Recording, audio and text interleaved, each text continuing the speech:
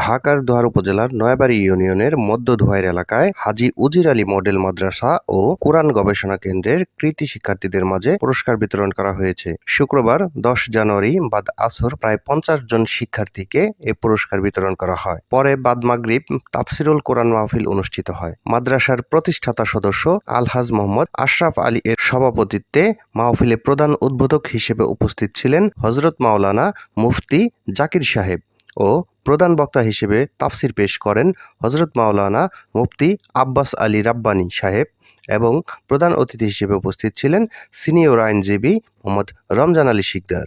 এছাড়াও অ্যাডভোকেট রমিজ উদ্দিন আহমেদ এর প্রধান পৃষ্ঠপোষকতায় উপস্থিত ছিলেন সমাজসেবক হানিফ পত্তনদার, আবু বক্কর সিদ্দিক, মোহাম্মদ জুলহাস, আলমাস উদ্দিন, ফারুক আহমেদ সহ আরও অনেকে।